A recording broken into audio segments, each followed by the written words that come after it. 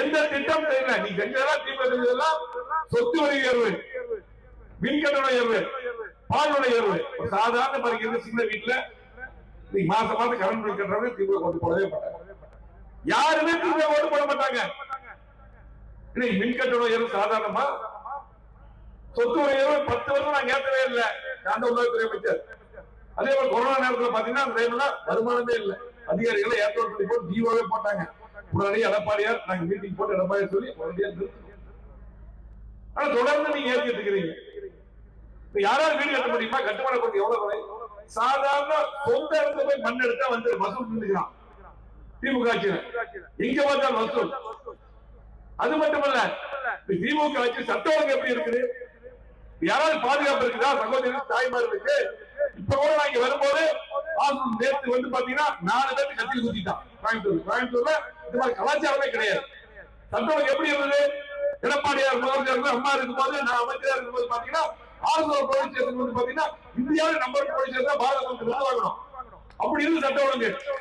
இங்க பாருங்க, கத்தி குத்து கஞ்சா விற்கிறான். இளைஞர்கள் பள்ளி மாணவர்கள் பார்த்து கெட்டு போயிட்டு இருக்காங்க. பெற்றோர்கள் பயத்து இருக்காங்க. மாணவர் சமுதாயம் இளைஞர்கள் அழிஞ்சு போயிட்டு. இதையெல்லாம் பாதுகாக்க கேட்க முடியாத வக்கில்லாத ஆட்சியாக திமுக. அது மட்டும் காவல்துறை, போலீஸ் என்ன பண்ணாங்க?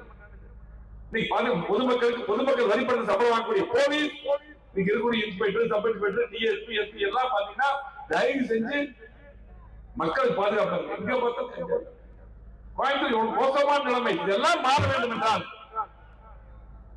எடப்பாடி முதலமைச்சர் அவர்கள், இன்னைக்கு பாரத பிரதமர், அதே போல டிடி தினகரன், அதே போல பாத்தீங்கன்னா அண்ணன் அன்புமணி அவர்கள், அதே போல அண்ணன் வாசன் அவர்கள், இன்னும் பல்வேறு கூட்டணி கட்சிகள் இணைந்து இந்திய கூட்டணி, அற்புதமான கூட்டணி உருவாக்கப்பட்டிருக்கிறது.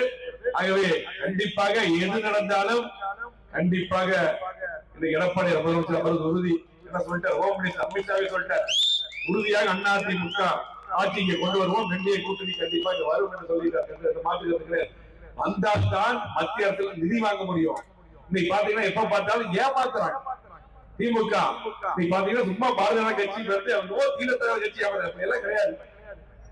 திமுக காங்கிரஸ் இருக்கும்போது தமிழ்நாட்டுக்கு மேலாண்மை வாரி அமைக்கல. காவிரி நீர் பிரச்சனை, முல்லை பெரியார் பிரச்சனை, கச்சத்தீவு பிரச்சனை, இலங்கை தமிழர் பிரச்சனை, அத்தனைக்கும் துரோகம் பண்ணது அவங்க. பாரதிய ஜனதா கட்சி எல்லாம் பண்ணல. தேவையானதெல்லாம் கொடுத்திருக்காங்க, இன்னும் கொடுப்பாங்க. கண்டிப்பா எடப்பாடி முதலமைச்சர் வந்ததும் பாரத பிரதமர் மோடிஜி கேட்டு மத்திய அரசு அத்தனை நிதி தமிழ்நாட்டுக்கு வரும். ஆகவே கண்டிப்பாக வருகின்ற காலத்துல திமுக ஆட்சி இருக்கவே கூடாது. மக்கள் முடிவு பண்ணிட்டாங்க. தொழிலாளர்கள், தொழில் முதலீட்டாளர்கள், ஏழைகள், நடுத்தர வர்க்கம், விவசாயிகள் திமுக எப்பவுமே ஓட்டு போடுற அரசு இந்த ஆட்சி வேண்டாங்களா? ஆட்சி வீட்டுக்கு போகிறான். மணப்பெண்ணின் பிரத்யேகமான திருமணம்